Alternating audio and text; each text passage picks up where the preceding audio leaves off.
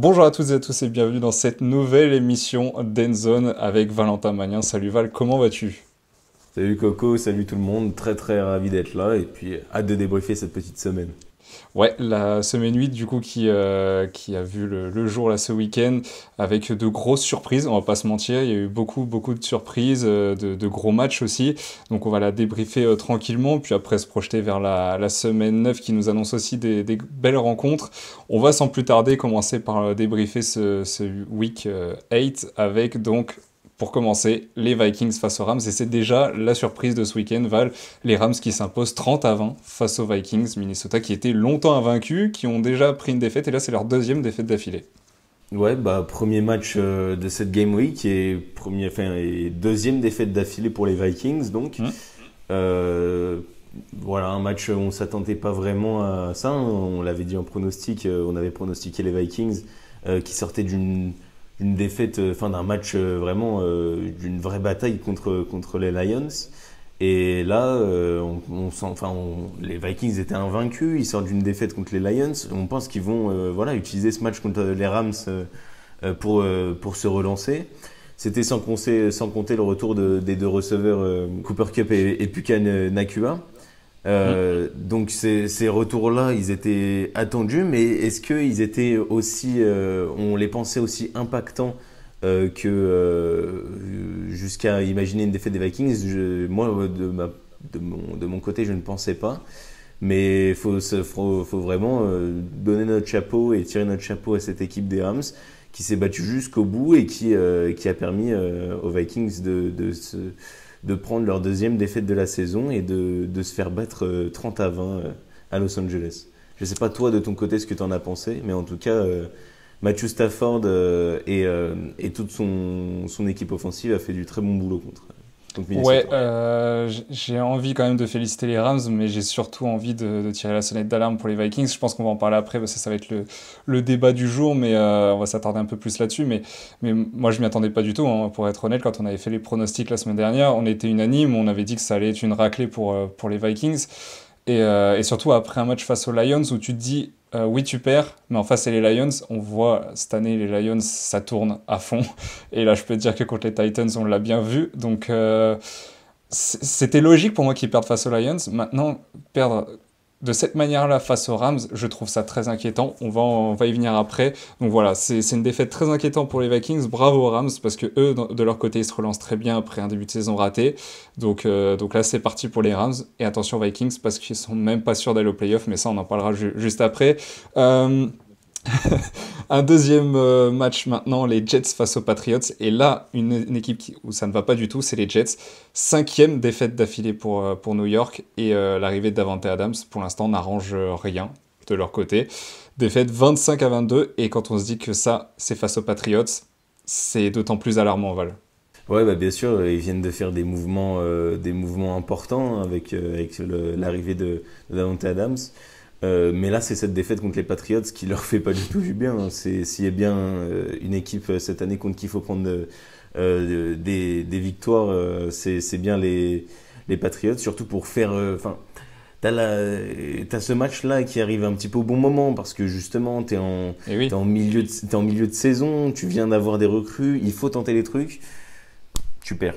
Tu perds 25-22. Donc à ce moment-là, il y a beaucoup de choses à revoir dans le New Jersey et à commencer par l'attaque comme la défense. Ouais. Ensuite, on a eu les Lions face aux Titans. Bon, là, c'est le match. Voilà. Il n'y a pas eu débat. 52-14. Ça a été clinique pour les Une, Lions. une, une masterclass. Et moi, franchement, c'est le mot employé. Et c'est pas la Quand on première, hein. sait que. Non, non, mais bien, on l'a vu le week-end dernier, surtout contre les Vikings sur le gong, hein, qui l'avaient emporté. Mais c'est surtout là, cette saison, ouais, le niveau Hmm. a clairement step up. Il y a énormément de choses à redire sur ce match, à savoir que David Montgomery a ouvert le score avec un touchdown. Mais surtout, après, les Titans tenaient, hein. Il y a eu 7-7, 14-7 pour les Lions. Ouais, c'est à partir de la fin du deuxième quart-temps, voire troisième quart-temps, que ça a vraiment déroulé, hein. 14-14 ensuite, et exactement, tu l'as dit, et il y a une raison à cela, c'est les retours de kick. quand on voit des énormes moi je vais te les citer, mais quand je vois Khalil Dorsey qui fait un retour de kick de 72 yards, pardon, Raleigh Fremond qui fait un retour de kick de 64 yards et un deuxième de 40 yards avec un autre retour ensuite sur les interceptions, non, ils ont été cliniques et ils ont fait passer les Titans pour du gruyère. Ouais, c'est ça. Et défensivement, t'as envie de dire que les Titans n'ont pas tenu du tout, mais en même temps, quand tu regardes en face, l'équipe offensive des Lions et l'armada est extraordinaire.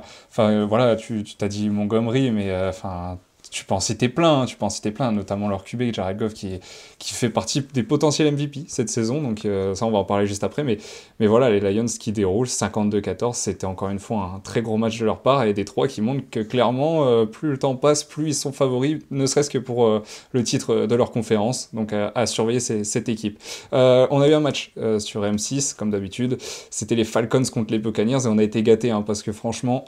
Très très gros match de la part des Falcons, 31-26. Ça a été un gros match et jusqu'à la fin on se disait mais qui va gagner cette rencontre? Ouais, entre deux équipes qui sont habituées de la chaîne M6, hein, c'est pas la première fois qu'on les retrouve ici. Mais non, franchement, un match super intéressant, super serré. Tant sur le plan offensif que défensif, mais on a quand même vu de sacrées performances en attaque, hein, il ne faut pas se le cacher. Et c'est les Falcons donc, de Kirk Cousins qui sortent vainqueurs de ce duel. Un Kirk Cousins qui a été quand même très bon, hein. Moi je l'avais, voilà, il est dans mes mentions honorables de MVP du week, hein. Faut pas se leurrer. Donc on rappelle, hein, ses stats, donc c'est 276 yards pour 4 touchdowns et un 23 sur 29 à la passe. Donc c'est très propre. Et surtout, ça permet aux Falcons d'obtenir leur 5e victoire de la saison. On a eu aussi les Ravens face aux Browns, et là c'est la deuxième, on va dire, grosse surprise de ce week-end. Les Ravens qui se sont fait surclasser, je ne sais pas si c'est vraiment le mot, mais par les Browns, 29-24. C'est clairement pas un résultat dont on s'attendait ce week-end, mais voilà, les Ravens qui eux aussi faisaient partie des grosses équipes de ce début de saison, tombent face à Cleveland, donc assez surprenant encore ce match. C'est sûr que c'est pas vraiment. Nous, on l'avait dit dans les pronos, on est vraiment surpris de ça. La preuve, hein, avant ce match, Cleveland était en 1-5. Une victoire dans la saison, tu l'attends pas à prendre contre Baltimore, qui était sur une série de victoires et sur une énorme lancée. Maintenant, c'est dans la gestion du match que les joueurs de Baltimore n'ont pas été très bons, je trouve. Défensivement, ça a quand même été très friable. Ouais. Et puis voilà, il y a cette dernière action où Lamar Jackson tente d'obtenir d'aller chercher un touchdown, et il y a une mauvaise réception de Baltimore. Ça montre toute la frustration qu'il y avait parce que Baltimore avait les armes pour s'imposer et ils ne l'ont pas fait. On voit 23 sur 38 pour un Lamar Jackson à la passe, c'est rare cette saison. Et surtout, c'est finalement quand... Je veux juste préciser une chose, parce que là, on va se dire 23 sur 38, c'est nul pour un quarterback. Le seul problème, c'est que là, c'est pas vraiment de la faute de Lamar Jackson, c'est de la faute de ses receveurs qui n'étaient clairement pas là. Moi, ce que j'ai noté pour ce match, c'est que j'ai vu un Lamar Jackson qui était seul contre tous. À la réception, ça n'y arrivait pas. À la course, c'est pareil. Et il a tellement tenté, et derrière, ça n'a pas suffi. Et les Browns, eux, ont été beaucoup plus cliniques. Donc c'est surtout ça que j'ai noté par rapport à Lamar Jackson, c'est que lui, il était présent, il a fait son gros match, mais derrière, ça n'a pas suivi. Et donc derrière, c'est une défaite pour les Ravens. On va passer juste... Vas-y, si tu veux juste conclure sur les Ravens. Non, mais on l'a vu tellement frustré à la fin du match parce que en fait, on a vu des... Enfin, moi, j'ai été choqué de voir des réceptions manquées à ce niveau-là. Et puis, ouais, à la fin, il se met à jeter son casque. Ça en dit long sur la frustration et sur les attentes vraiment comment dire, ce qu'attendait vraiment Lamar Jackson de ce match. Et non, c'est une défaite qui fait tâche sur le bilan des Ravens. Bah surtout quand tu es une équipe qui espère aller jusqu'en finale de conf, bah là ça va être très très compliqué quand même cet objectif. On a eu les Saints face aux Chargers. Bon, Ça faisait partie, la semaine dernière, je m'étais dit, quand on avait fixé le calendrier qui arrivait pour les Saints, j'avais dit que les Chargers, c'était des points potentiels pour les Saints. Au final, pas du tout. Défaite 26-8, ils sont en train de couler petit à petit et de me faire mentir, du coup, parce qu'ils vont pas du tout aller au playoff à ce rythme-là. Et ça ne fait qu'empirer de semaine en semaine, 26-8. Je crois qu'ils ont marqué leurs 8 points, il me semble, dans le premier quart-temps, et derrière, ça a déroulé les Chargers avec 26 points. Enfin, c'était n'importe quoi, là. On a eu les Eagles ensuite qui ont remporté ce match 37-17 face aux Bengals. Bon, les Eagles, là, ça y est, depuis leur week-end de repos, enfin leur semaine de repos, là, ils déroulent, et là, face aux Bengals, il n'y a pas eu photo. Ouais, bah c'est la défense des Bengals qui est encore une fois ciblée, hein. On Ouais. sait que quand tu as un potentiel offensif comme celui que peut avoir la relation entre Jamar Chase et, Joe Burrow. et Joe Burrow, pardon.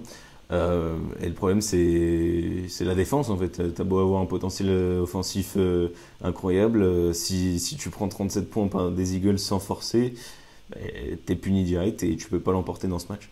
Ouais, noter un gros Jalen Hurts. Je vais y revenir après pour notre MVP du Week 8, mais enfin voilà, je vous spoil, c'est déjà mon MVP de ce week parce que franchement, on l'a tellement critiqué dans ce début de saison, enfin toute cette équipe des Eagles, sauf Saquon Barkley, que là on est obligé de dire que Jalen Hurts est revenu à son meilleur niveau, hein, j'ai envie de dire, parce que là ça a été un très grand Jalen Hurts dans ce match face aux Bengals.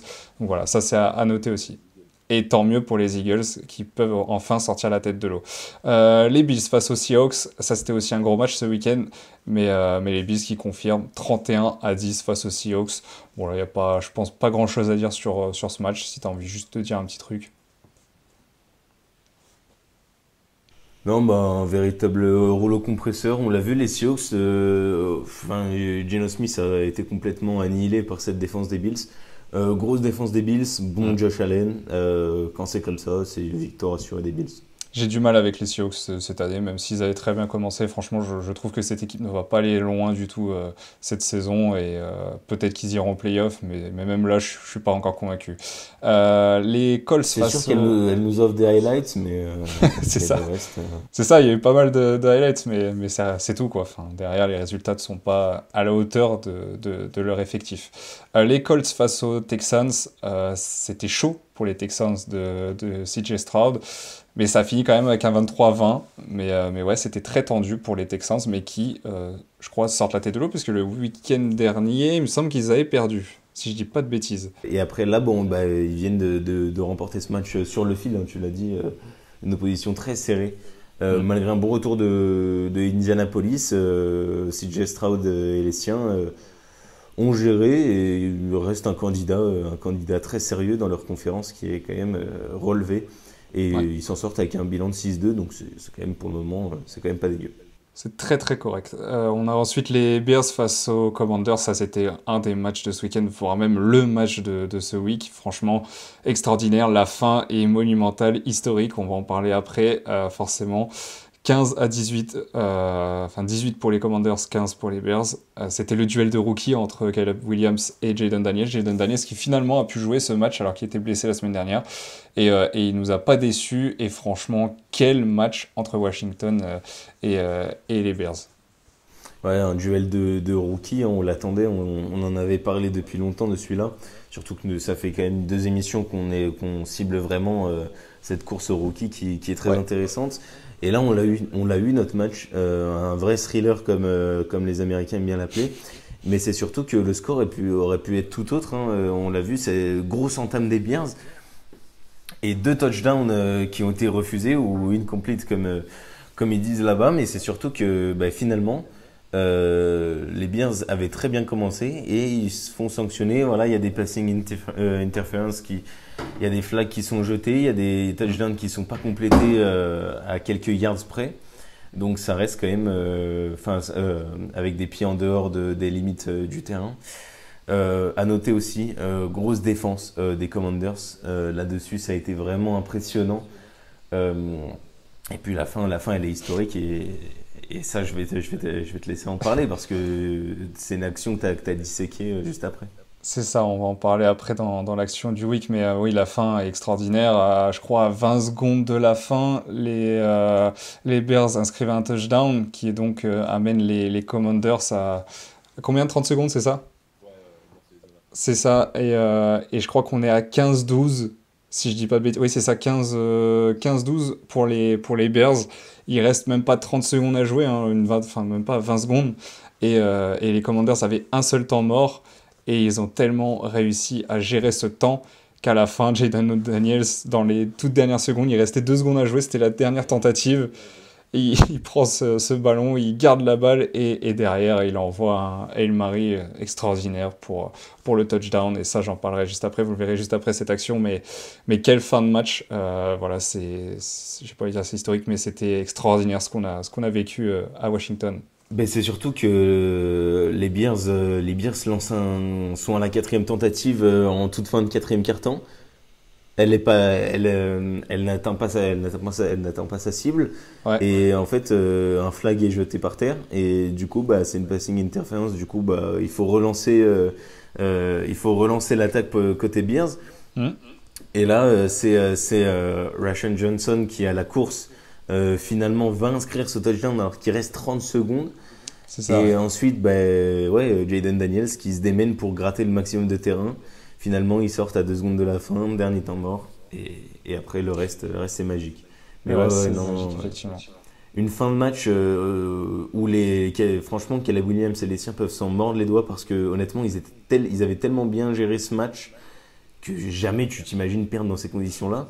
Et on l'a vu à la fin, on l'a vu, gros plan sur Caleb Williams, c'est complètement dépité après. L'image est folle, hein, parce que tu vois Jayden Daniels sauter dans les bras de... Alors je sais plus qui inscrit, je vais te dire tout de suite. Il saute dans les bras de Noah Brown, du coup, celui qui inscrit le touchdown. Et derrière, tu vois Caleb Williams qui a enlevé son casque et qui est complètement dépité, il passe juste derrière. Enfin, l'image est quand même incroyable. Et clairement, on peut se le dire aujourd'hui, mais pour l'instant, Jayden Daniels, pardon, est l'ultime favori pour cette course au rookie. Mais c'est lui qui a vraiment gagné des points, là. Tu sors d'un match comme ça, serré, avec énormément d'enjeux, des tensions. Tu Ouais. viens mettre une action aussi importante à ce moment-là du match. Surtout que, voilà, on savait, la tendance, elle commençait à s'inverser un petit peu. On voyait Jayden Daniels et surtout les Américains qui commençaient à être complètement amoureux du bonhomme. Et là, honnêtement, il prend une grosse longueur d'avance en ayant surclassé Ouais. Et son, son... juste au niveau des stats, 21 sur 38 pour Daniels, 326 yards gagnés, un touchdown, et clairement, voilà, il a été au-dessus du lot. Et puis, j'ai vu en lui, on n'arrête pas de le dire depuis le début, mais c'est du Patrick Mahomes. Cette prise de risque à la toute dernière tentative, c'est typique d'un Patrick Mahomes, comme il nous l'a fait au Super Bowl cette année. C'est ce genre de prise de décision qui est extraordinaire et que tout le monde a envie de voir chaque week-end et qui fait aussi la grandeur d'un joueur. Et là, Jayden Daniels a pris une autre dimension, je pense, avec cette fin de match, parce que cette prise de décision est folle. Il a la lucidité, le sang-froid, en plus de garder le ballon, avant de l'envoyer, et sa passe est incroyable. Il a forcément de la réussite, on le verra juste après, mais voilà, cette prise de décision est incroyable, et donc voilà, Jayden Daniels clairement a surclassé Caleb Williams. Ensuite, les Packers qui sont en train d'inquiéter de plus en plus parce qu'ils ont encore gagné ce week-end 30-27 face aux Jaguars, et les Packers clairement qui sont dans la lutte pour aller aux playoffs. On va passer un petit peu plus vite sur le reste. Les Panthers face aux Broncos, 28-14 pour les Broncos. Et là, on va peut-être s'attarder un petit peu plus. Les Cardinals face aux Dolphins. Non mais là, c'est pas possible, je suis désolé, mais c'est plus possible là, pour les Dolphins. Ça ne va plus du tout. Là, franchement, ouais, c'est un sketch. Ce field goal à la toute fin qui te fait passer de 27-25 à 28-27 pour les Cardinals. Tu maîtrises à peu près ton match et au final, tu es encore rattrapé avec le retour en plus de toi qui a fait un plutôt bon match, et derrière, tu perds encore. Ouais, mais ça c'est un match qui était attendu parce que voilà, encore on pouvait trouver des excuses à Miami avant. Autant là, Autant là, il n'y a plus trop euh, d'excuses, hein. autant là beaucoup moins. Ouais, retour de toi, donc tu l'as dit. 28 sur 38, 234 yards complétés à la passe, mais avec un touchdown, mais ça suffit pas. Ouais. Ça suffit pas parce que défensivement, c'est le néant côté floridien. Et surtout, de l'autre côté, ça fait son match, en fait. Ouais, c'est ça, parce que tu te dis que offensivement tout va bien, parce que tu vois les stats de Tua, c'est des stats de vainqueur, hein, clairement, c'est des stats de grand QB. Et pourtant, ils perdent encore. Et donc, défensivement, c'est à la rue, ça ne va pas du tout. Et là, je ne sais même pas ce qu'on peut espérer cette année pour les Dolphins, si ce n'est essayer maintenant de viser la prochaine draft en ayant un bon choix. Mais quand on parle des Dolphins, on n'a pas envie de penser à ça. C'est ça le problème. Non, parce que c'est une équipe qui était contenders pendant plusieurs années maintenant, qui était quand même largement favori de sa conférence. Mais après, là, on l'a vu, pourtant, l'effectif offensif est là, mais le problème, je pense qu'il va falloir qu'il y ait du mouvement avant cette trade deadline, parce que pour moi, l'effectif n'est pas en place. Après, à voir s'il faut en faire maintenant et pas attendre l'année prochaine pour essayer d'avoir des arguments de poids dans certains trades. Maintenant, voilà, on l'a dit, y a Shane, Waddle et Tyreek Hill à la réception. T'as toi, mais toi, voilà, il y a encore beaucoup d'interrogations sur son profil, sur sa santé physique. Donc, ça reste quand même. Miami reste une grande interrogation de cette NFL pour cette saison-là. Le bilan est en 2-5 et on voit pas comment il peut s'améliorer. Clairement. Et puis on a eu les Chiefs face aux Raiders. Bon, ça y est, 7 victoires d'affilée sur 7 possibles. Quelle saison, quel début de saison des Chiefs. Ça me choque un peu parce que je m'attendais pas du tout à ce que les Chiefs enchaînent 7 victoires d'affilée.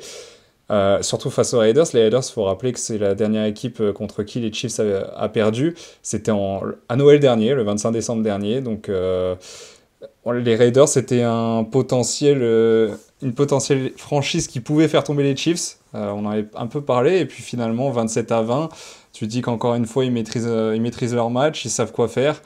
Et un grand Patrick Mahomes, encore une fois. Et voilà, ça a suffi pour gagner face à Las Vegas, et clairement les Chiefs en 7 sur 7. Là, on se dit, mais qui peut les arrêter en fait? Mais en vrai, tu as parlé de Patrick Mahomes. C'est pas vraiment le joueur que je mettrais en avant sur ce match. Non, mais il a fait son match. Ouais, exactement, mais bien sûr. Mais c'est quelqu'un qui naturellement, sans forcer, Ouais. te fait gagner un match de NFL. Et ça, c'est juste fou et dingue d'avoir un niveau de régularité pareil.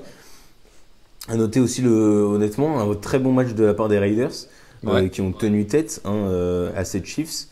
Parce que honnêtement, ils sont dans un véritable trou noir. Ils jouent pas du tout leur football. Cette saison-là n'est carrément pas celle qui était espérée. C'est une saison plus de transition, là, j'ai envie de dire. Exactement. Ils viennent d'envoyer Devontae Adams dans le New Jersey, et c'est important donc de pouvoir aussi répondre et de pouvoir montrer leurs armes, bomber le torse un petit peu contre ces Chiefs. Et c'est le touchdown du rookie qui scellera définitivement le score, Xavier Worthy, qui donnera une longueur d'avance dans le quatrième quart, et Vegas ne reviendra pas.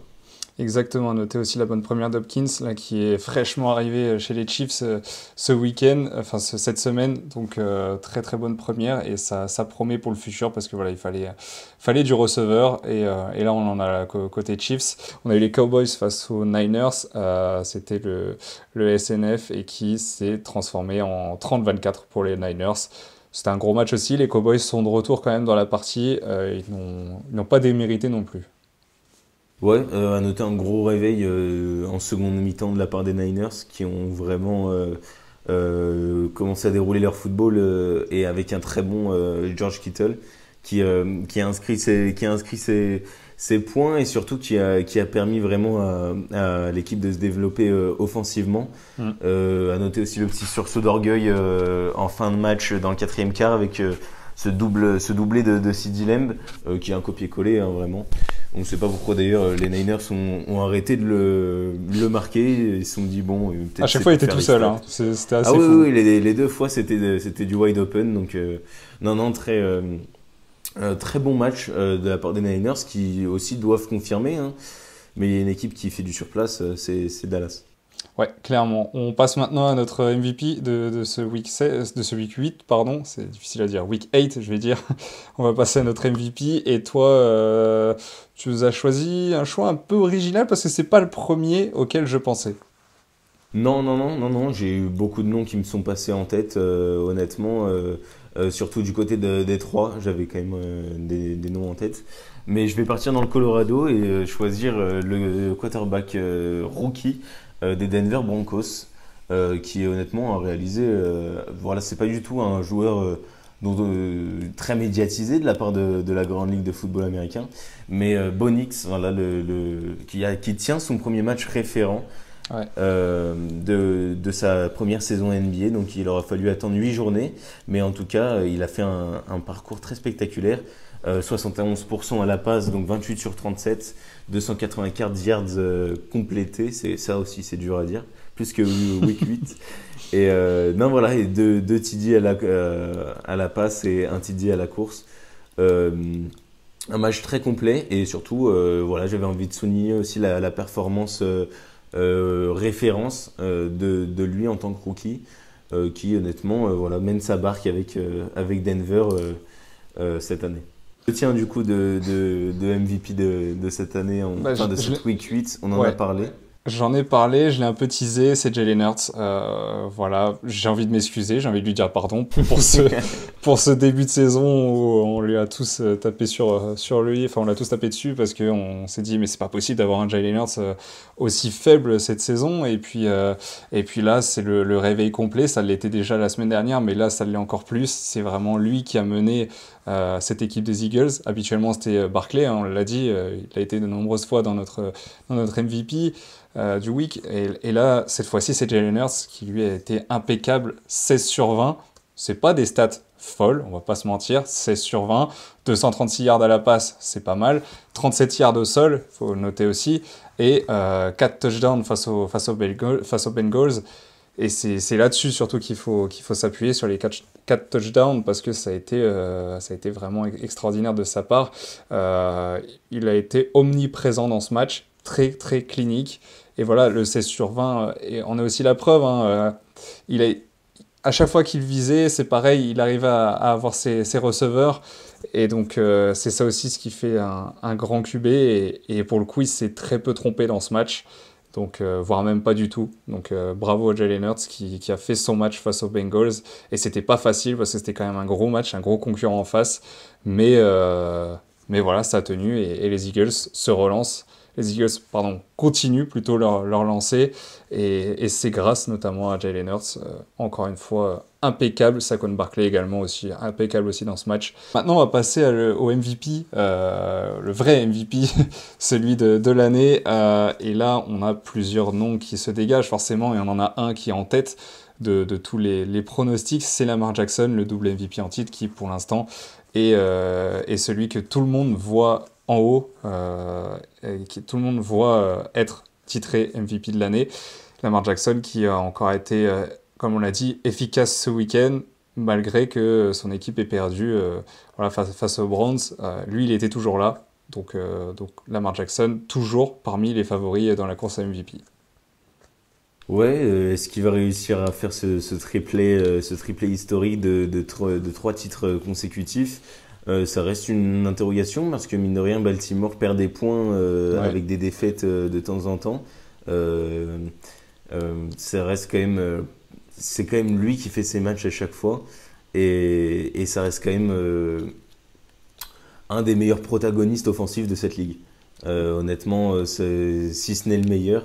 Mais on va le voir, il y a aussi beaucoup de monde qui toque à la porte. On sait qu'il y a toujours Patrick Mahomes qui est dans le coin. Il est jamais bien loin de ce titre-là.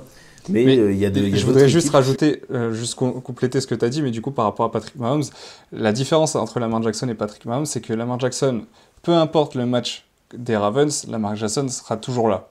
Il fait toujours son match, c'est ce que tu as dit, hein, il fait toujours son match.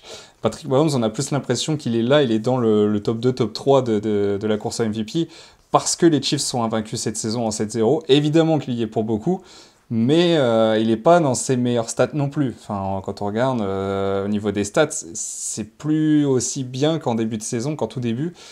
Là, ça commence à être un petit peu poussif, et pourtant il est toujours là. Et il est même plus haut qu'au début de saison. Donc là, c'est ça la différence entre les deux, c'est ça que je voulais dire. Mais parce que c'est le meneur de la meilleure équipe de la ligue. Et c'est ça aussi qui joue en sa faveur. Et c'est pourtant, tu vois, tu l'as très bien dit, hein, c'est pas on l'a pas mis une seule fois dans nos MVP de week, ni dans nos actions. On l'a même pas mentionné une seule fois dans des actions, tu sais, qui Hmm. pouvaient être les meilleures de la semaine de jeu. Maintenant, effectivement, c'est le meneur intrinsèque de la meilleure équipe de la ligue. Donc c'est normal qu'il se retrouve là. Et si cette équipe est aussi performante, ben, elle le doit quand même à Patrick Mahomes, indéniablement. Effectivement, on a quand même un nom aussi qui se dégage de plus en plus parce que les Lions sont incroyables. C'est Jared Goff, le QB qui est extraordinaire. Et là, face aux Titans, c'est 3 touchdowns, 85 yards, 12 sur 15. Là, c'est pas des stats folles, hein, mais pourquoi faire? Pourquoi avoir des grandes stats pour gagner, je sais plus, c'était plus de 50 points, c'est ça, 52-14 face aux Titans. Pourquoi avoir des grosses stats? Voilà, encore une fois, il a été monstrueux, Jared Goff, et lui, clairement, il peut être un potentiel MVP. Oui, parce que potentiel MVP, ça va surtout dépendre de la forme des Lions. Mais là, la forme, pour le moment, elle est là. Donc c'est pour ça Ouais. son nom se retrouve mentionné dans notre liste. Mais c'est surtout, ouais, il a un tel armada offensif devant lui, Amon-Ra Samron, Sam Laporta, David Montgomery, pardon.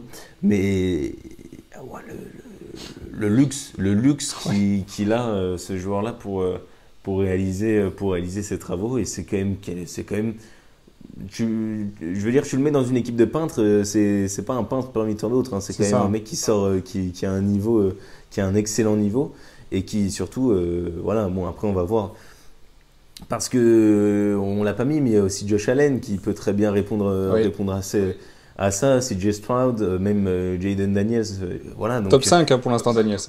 il y a beaucoup de monde, mais force est de constater que Jared Goff, bah, il tire son épingle du jeu de par les prestations juste incroyables des Lions. Ok, on va passer maintenant au débat de cette émission d'Endzone. On va passer du coup à un débat sur les Vikings. On en a parlé, ça commence à inquiéter. Deuxième défaite d'affilée pour les Vikings qui faisaient un gros début de saison et qu'on voyait déjà très, très beau, très haut, mais qui finalement accuse le coup là, dans cette moitié de saison régulière, j'ai envie de dire.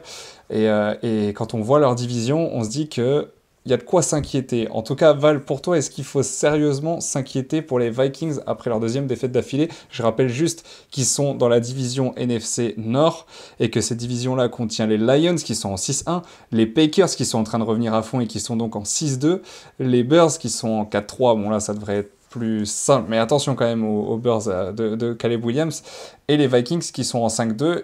Il y a quand même un match en retard pour eux par rapport aux Packers, mais quand même, on se dit qu'il y a de quoi s'inquiéter. Enfin, tu vas me dire si pour toi, tu t'es inquiet pour eux. Moi, je reste quand même positif concernant la forme de cette équipe. C'est sûr que, ben, tu l'as dit, on les attendait pas perdre là contre, on les attendait pas du tout perdre contre les Rams. Mais après, j'ai envie de dire que leur calendrier là qui arrive pour eux reste quand même favorable. On l'a dit, enfin, on l'a pas encore dit, mais ils vont jouer les Colts la semaine prochaine. Ils vont enchaîner avec les Jaguars, les Titans qui viennent de prendre une gifle contre les Lions. Ensuite, ils jouent les Bears qui sont un concurrent direct, enfin qui sont un concurrent dans leur division, qui sont actuellement derniers. Et après, ils vont jouer les Cardinals en Arizona, les Falcons, ils vont rejouer les Bears. Ça va être, franchement, honnêtement, moi je trouve que le parcours est plus qu'abordable. Et surtout, bah, ils ont déjà fait le plus dur en ayant joué. Ils ont joué les Eagles, ils ont vaincu les Eagles, ils ont vaincu les Niners, ils ont vaincu les Texans, ils ont vaincu les Packers. Ils ont juste perdu contre les Lions et les Rams. En fait, j'ai envie de dire que il faut pas tirer la sonnette d'alarme tout de suite. Il faudra la sonner si le prochain match, il n'y a pas de réveil. S'il n'y a pas une autre prestation importante de la part des Vikings, ça peut être très compliqué. On l'a vu, maintenant ils ont le potentiel offensif pour. Sam Darnold est dans ses rangs. Il est habitué maintenant à diriger cette équipe offensivement. Ils ont des receveurs exceptionnels, ils ont des qualités offensives comme défensives.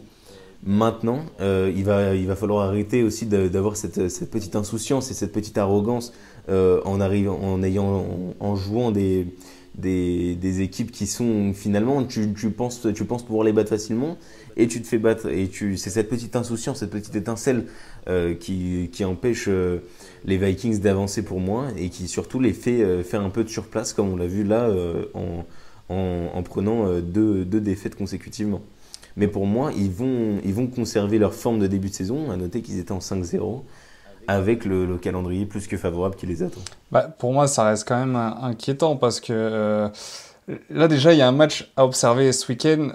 Ça va être les Lions face aux Packers qui sont donc un match interdivision entre du coup la même division que les Vikings. Là, je me dis que si les Packers l'emportent, attention parce que là, ça sera quasiment, j'ai pas envie de dire mission impossible, mais ça va être très très compliqué pour les Vikings derrière de s'en sortir dans une division où tu auras les Lions qui sont extraordinaires cette saison, mais qui perdront du coup une fois face aux Packers. Si les deux venaient à faire une saison régulière incroyable, bah, je me dis que ça va être difficile pour les Vikings, même s'ils réalisent une bonne deuxième partie de saison. Derrière, si devant, dans ta division, tu as deux équipes extraordinaire, bah, ça va être compliqué. Parce qu'il faut le rappeler que chaque premier de division est en play-off et que derrière, on en sélectionne 4 ou 3, non 3, oui, j'ai pas envie de dire de bêtises, c'est 3 pour la wildcard.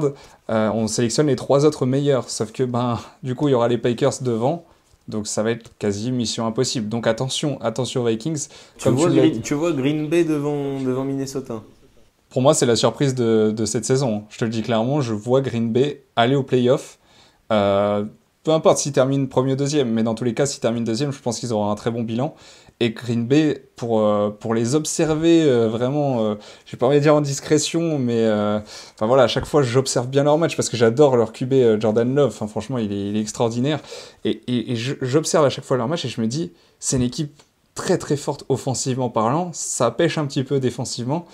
Mais offensivement, il y a de la matière, et je me dis qu'attention, mais Green Bay n'ont jamais été aussi forts depuis très longtemps, et je pense très clairement que ça peut aller jusqu'au playoff, et on peut être très surpris de cette équipe de Green Bay. Donc c'est pour ça, moi c'est plus par rapport à Green Bay qu'il va falloir faire attention, et c'est plus par rapport à ça que je suis inquiet pour les Vikings. Mais c'est clair qu'après les Vikings ont de quoi faire, ils ont de quoi aller au playoff, et ce serait vraiment incroyable, j'ai pas envie de dire historique, mais presque de ne pas voir les Vikings cette année au playoff. On va passer maintenant à notre action du Week 8 avec de très très belles actions. Je vais te laisser commencer, Val, avec une plutôt belle passe. Ouais, bien sûr. Moi, on va du côté de Los Angeles, donc avec ce touchdown donc de Lat McConkey, le wide receiver des Chargers. Donc on voit une passe de plus de 60 yards, enfin une action de plus de 60 yards, et il vient casser, break, plus de 4 tacles de la part des Saints. Il vient de se balader totalement dans la défense des Saints. Et à noter qu'il a donc été très actif dans ce match avec 111 yards complétés et 2 touchdowns. Et c'est surtout que finalement il y avait 5-9 au milieu du troisième quart-temps pour les Chargers, et avec ce touchdown de McConkey, ils ne reviendront pas dans ce match les Saints de la Nouvelle-Orléans, et ça fait 16-9 pour les Chargers à ce moment-là du match. Ouais, moi ce que j'aimerais noter sur cette action, c'est vraiment, tu l'as dit, hein, mais au-delà de la passe qui est extraordinaire, c'est surtout la course derrière, où tu élimines, je crois, c'est 2 ou 3 plaquages. C'est la passe de Justin Herbert qui déjà empêche une interception, et ensuite il vient mettre dans le vent d'un super crochet son adversaire, et après il vient break 2 tacles, mais du coup il met dans le vent 4 adversaires sur cette action. Herbert comme Ladd McConkey, ça a été très impressionnant dans ce match. Exactement. On va partir sur l'action de l'année, sur le touchdown de l'année. Là, clairement, j'ai été plus qu'impressionné par le rookie Jayden Daniels. Donc, pour mettre en contexte, on va le redire, mais on l'a teasé un petit peu dans la première partie. On est à la toute fin, il reste 2 secondes à jouer. C'est la dernière tentative, dans tous les cas, parce qu'après, c'est terminé, il n'y a plus de temps mort, rien. Donc, dernière tentative, il y a 12-15 pour les Bears et Washington n'a plus le choix de marquer. Et au lieu de choisir un field goal pour égaliser, parce qu'ils sont beaucoup trop loin, hein, je crois qu'ils sont dans leurs 40 yards, ils sont super loin. Jayden Daniels n'a pas le choix d'utiliser ça, d'utiliser son bras pour passer et scorer. Donc là, on voit que c'est la toute dernière tentative. Jayden Daniels reçoit la balle et il ne sait pas où aller parce que là il va tenter ce qu'on appelle le Hail Mary, donc c'est une action où on joue le tout pour le tout, les receveurs ne font que courir vers la zone d'en-but, enfin la zone de la end zone justement, et là la passe est juste folle. Il arrive à déclencher une passe extraordinaire derrière la réception est manquée de la part des Bears. Elle est un petit peu déviée et ça permet à Noah Brown de la réceptionner dans la end zone. Et derrière, c'est la folie complète à Washington puisque c'est le touchdown de la victoire. Et on voit Jayden Daniels qui a été très intelligent sur ce coup-là. Il n'était pas loin du sac par 2 défenseurs des Bears. Et là, derrière, extraordinaire, la passe est juste folle. C'est pour moi, pour l'instant, l'action de ce début de saison, l'action de l'année. Clairement, le contexte est fou. Et la passe en elle-même est folle, mais attention quand même parce que il a eu beaucoup de réussite, hein, il a eu énormément de réussite à la réception. C'est ça. Mais en tout cas, la vision de jeu est extraordinaire parce qu'il voit son coéquipier qui est dans la end zone et surtout il esquive des plaquages. Donc franchement, en plus il prend son temps, hein. Je crois que ça met au moins 10 secondes alors que d'habitude on dit qu'il faut compter 3 secondes pour un QB avant qu'il se fasse saquer. Donc là, c'était juste fou de la part de Jayden Daniels pour un rookie de faire ça sur le buzzer. Chapeau. On passe maintenant à nos pronos pour le prochain week, le week 9, avec peut-être moins de gros matchs que ce week-là, mais il va falloir faire attention pour certaines franchises à ne pas flancher. On va commencer avec les Texans, notamment face aux Jets. Les Jets qui sont sur 5 défaites d'affilée, il va falloir rebondir. C'est le tout premier match du week. Et ben moi je pars sur l'équipe texane. La même chose pour moi, enfin là je pense que... Mais attention quand même, parce que les Jets, s'ils commencent à être bien rodés, etc., il va falloir au bout d'un moment sortir la tête de l'eau, et peut-être que ça sera sur ce match-là. Je vois quand même les Texans, mais attention. Surprise. Ouais, bien sûr. Les Cowboys face aux Falcons, ce sera le dimanche à 19h. C'est peut-être l'un des plus gros matchs avec le dernier du week, mais gros match entre les Cowboys et les Falcons. Je vois plutôt les Falcons, toi de ton côté. Ouais, on n'est pas d'accord là-dessus. J'avais vu que tu étais parti sur les Falcons. Moi, je vais partir sur Dallas. Ok. Parce que finalement, c'est une équipe qui déçoit énormément. On ne peut pas se le cacher en ce début de saison. Avec les prolongations de CeeDee Lamb et Dak Prescott, on sait que ça fait beaucoup parler. Dallas s'est quand même beaucoup mis devant le fait accompli. Maintenant, je pense que honnêtement, ils ont l'effectif, enfin même les qualités pour aller s'imposer contre Atlanta. Et pour moi, ils vont s'imposer contre Atlanta. Le seul problème pour moi, du côté des Cowboys, ça reste l'équipe défensive. Et quand on voit l'équipe offensive des Falcons, je me dis ça va être compliqué. Ça va jouer sur quelques points aussi, hein. Je vois vraiment les Cowboys être bien dans ce match, comme ils l'ont fait ce week-end, hein. Ils étaient pas loin de la victoire, hein, ce week-end. Donc attention aux Cowboys. C'est plusieurs matchs, hein, que c'est comme ça. C'est ça. Donc je vois quand même les Falcons, mais c'est vrai que les Cowboys, attention à eux. Les Broncos face aux Ravens, attention parce que les Broncos savent jouer face aux grosses franchises. Ce sera le match qui sera diffusé sur M6. Je vois les Ravens se relancer. Ouais, moi aussi, je pars sur Baltimore également. Les Dolphins, ton équipe, face aux Bills. Et là, cette fois-ci, on va où, là? Écoute, on avait quand même des discours distincts, hein. On parlait des Dolphins comme une équipe en reconstruction et Buffalo qui avait une équipe qui est déjà première de sa division et surtout qui a un titulaire MVP dans ses rangs. Donc pour moi, c'est Buffalo qui l'emportera sur ce match-là. Ouais, je pense aussi, et ça va enfoncer encore plus les Dolphins dans la crise, ce match. Merci de le rappeler.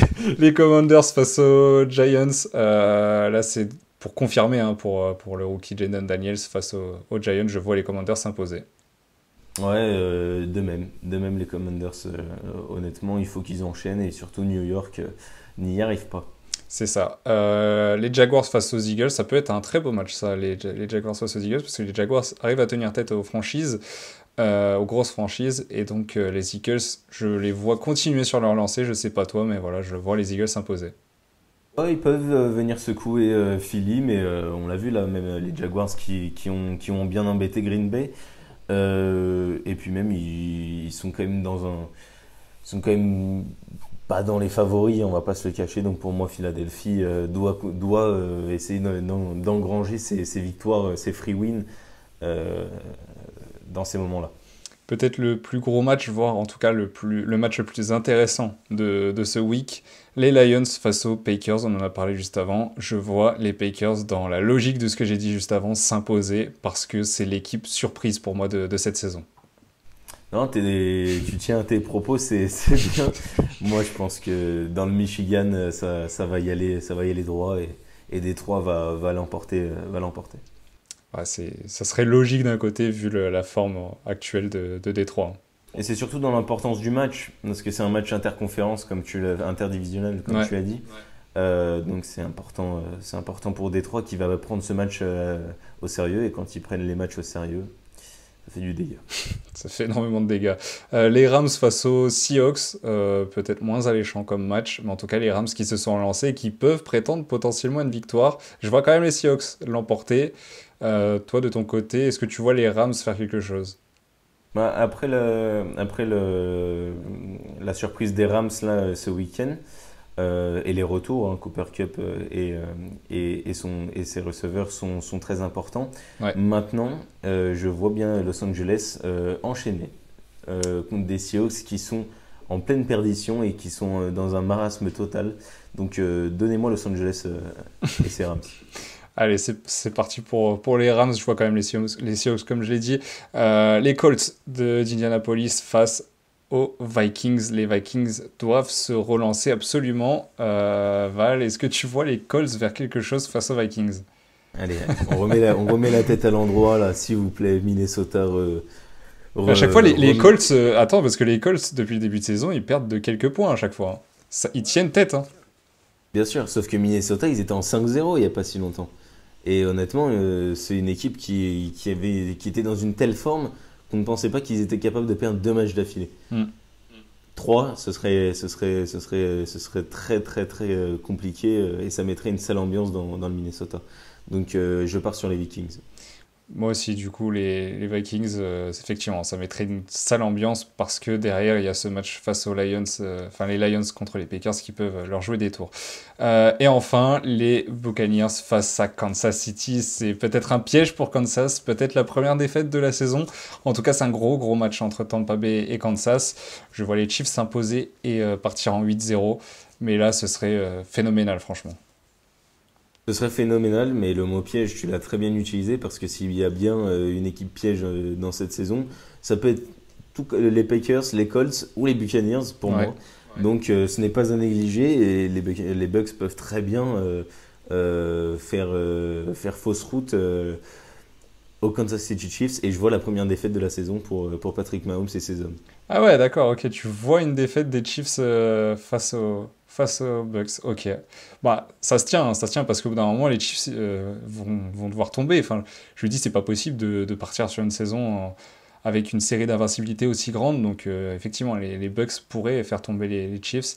Mais je vois mal comment ils pourraient parce que quand tu regardes le match face aux Falcons, il manque quand même beaucoup de choses pour les Bucks pour pouvoir faire tomber les Chiefs. C'est ça aussi que je me dis. Et bah c'en est fini pour cette émission, cette sixième de la part de Endzone, toujours accompagné de Corentin Lucas pour décrypter de toute cette actu NFL. Ravi d'avoir pu être là encore une fois. Cette fois-ci, c'était en distanciel, mais Ça. dès la semaine prochaine, on reviendra donc dans nos studios pour présenter cette game 9 donc de NFL et on sera ravis de tous vous revoir sur le pont. Merci Ça. Corentin, merci Merci à tous Val, de nous merci à avoir toi. suivis. Et puis on se retrouve dès la semaine prochaine, même jour, même heure, mais pas même endroit. Passez une bonne semaine. Salut.